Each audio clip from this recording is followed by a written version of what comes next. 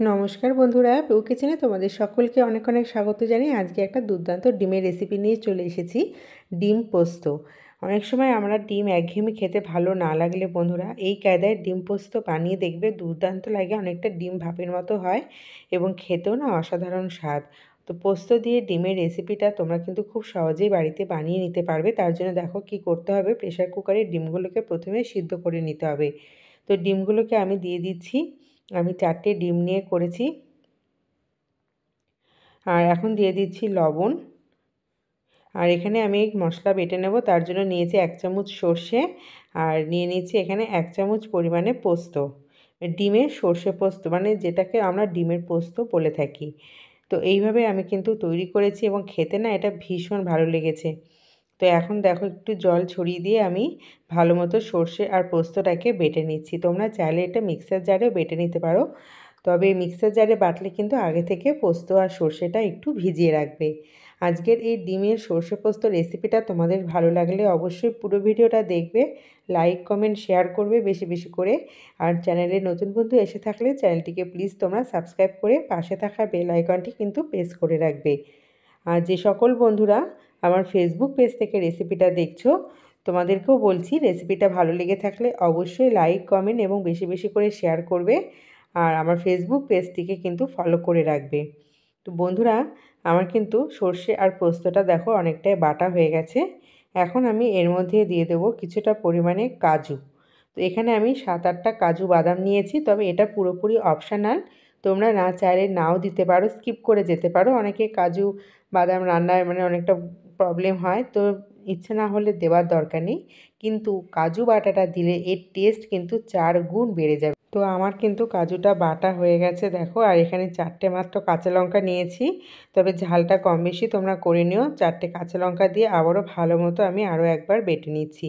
তো শিলনোড়ায় বাটলে আমার যেন মনে হয় মশলাটা ভালোভাবে বাটা হয়েছে, তো আমি কিন্তু সেই জন্য শিলনোড়াটা ব্যবহার করি। তোমরা চাইলে কিন্তু এটা মিক্সার জারও বেটে নিতে পারো। আজকের এই ডিমের সর্ষে পোস্ত রেসিপিটা এতটা সুন্দর হয় খেতে যে কি বলবো, পুরো ভাত যেন নিমিষেই ফুরিয়ে যাবে একটা পদ দিয়েই। এটা এত সুন্দর লাগে খেতে। তো অবশ্যই এই কায়দায় একবার ডিমের এই রেসিপিটা তোমরা বানিয়ে নিতে পারো। আর একঘেয়েমি ডিমের ঝোল বা ডিমের কারি খেতে ইচ্ছে না করলে অবশ্যই কিন্তু এই রেসিপিটা বাড়িতে একবার বানিয়ে দেখবে। অল্প একটু জল ছড়িয়ে দিয়ে ভালো মতো আমি বেটে নিয়েছি, মশলাটা তুলে নিয়েছি। আর এদিকে একটা প্লেটের মধ্যে কিন্তু আমি ডিমগুলোকে এখন নামিয়ে নিচ্ছি। আমার ডিমগুলো কিন্তু সিদ্ধ হয়ে গেছে। আর ডিমগুলো সিদ্ধ করার সময় বন্ধুরা অবশ্যই একটু ভিনেগার অথবা একটু লবণ দিয়ে দেবে। দেখবে ডিমগুলো খুব সুন্দর সিদ্ধ হয়ে যায়, খোসা ছাড়াতেও কোনো রকম প্রবলেম হয় না। তো অনেকে ডিম ছাড়াতে গেলে খোসা ভেঙে যায় বা ডিমটা ভেঙে যায়, তো সেই সমস্ত প্রবলেম হবে না। তো ডিমগুলো আমি জলের মধ্যে নিয়ে নিয়েছি এবং ঠান্ডাও হয়ে গেছে, তো ভালো মতো খোসাটা আমি ছাড়িয়ে নিচ্ছি। তো বন্ধুরা, ডিমের সর্ষে পোস্ত রেসিপিটা কিন্তু অবশ্যই অবশ্যই বাড়িতে একবার ট্রাই করে দেখবে। আর আমি কিন্তু ডেসক্রিপশান বক্সে আরও একটা লিংক দিয়ে দেবো ডিম ভাপে, সেটাও বাড়িতে বানিয়ে দেখবে বন্ধুরা, খেতে জাস্ট অসাধারণ। তো আমি সর্ষে আর পোস্তটা বাটির মধ্যে দিয়ে নিলাম। তবে আমি কিন্তু এটা অনেকটা ডিম ভাপার মতো করে রান্না করেছি। তোমাদের যদি মনে হয় তোমরা কিন্তু এইভাবে এটা বানাতে পারো। স্বাদ মতো লবণ দিয়ে দিলাম আর দিয়ে দেবো পরিমাণ মতো হলুদ গুঁড়ো। এইভাবেই তোমরা বানিয়ে দেখবে বন্ধুরা, এটা ভীষণ খেতে ভালো লাগে, কি বলবো, মজার লাগে খেতে। অসাধারণ টেস্ট হয় এই ডিমের সর্ষে পোস্ত রেসিপিটা। আর দিয়ে দিচ্ছি এখন একটু ঝালের জন্য শুকনো লঙ্কার গুঁড়ো, তবে এটা পুরোপুরি অপশনাল। যেহেতু কাঁচা লঙ্কাটা দেওয়া আছে, আমার শুকনো লঙ্কার গুঁড়োটা না দিলেও চলবে, তবে ঝালটা কিন্তু কম বেশি তোমরা করে নিও। এখানে কিন্তু আমি আমার টেস্ট অনুসারে একটু লঙ্কার গুঁড়ো ব্যবহার করেছি। আর বাটিটা ধুয়ে খুব সামান্য জল দিয়ে দিলাম। এখন একটু ভালো মতো মশলাটা আমি মাখিয়ে নিচ্ছি। মশলাটা একটু ভালো মতো মাখিয়ে নিয়েছি। এখন সিদ্ধ করা ডিমটাকে আমি নিয়ে নেব। ছুরি দিয়ে ডিমের গাগুলোকে জাস্ট একটু কাট করে দেবো, যাতে ডিমের ভেতরেও যাতে মশলাটা সমপরিমাণে ঢুকতে পারে। তো ডিমের গাগুলোকেও আমি দেখো অল্প অল্প করে এভাবে কাট করে দিচ্ছি। তোমরা চাইলে কিন্তু ডিমটাকে অর্ধেক করে নিয়েও দিতে পারো।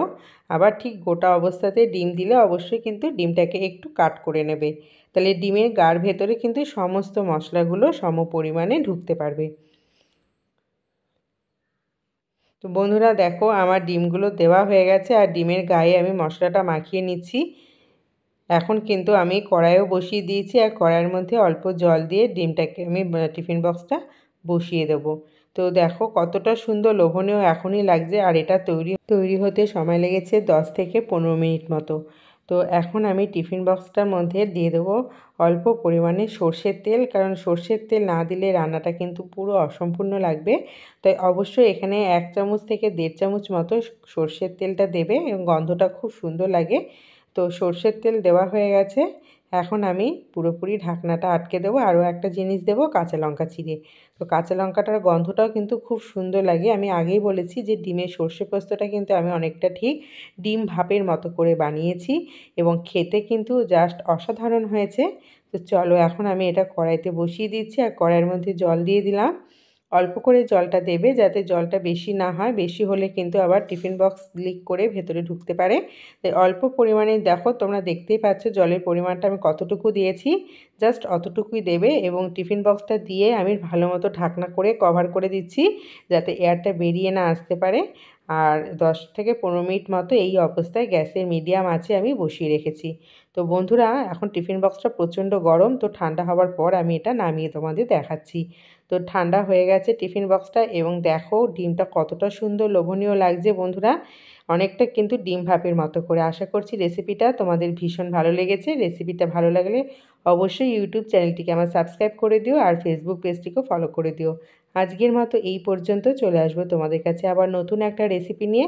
ভালো থেকো, সকলকে ভালো রেখো আর অবশ্যই বাড়িতে একবার ট্রাই করবে এই গরম গরম ডিম পোস্ত। তো আজকের মতো টাটা।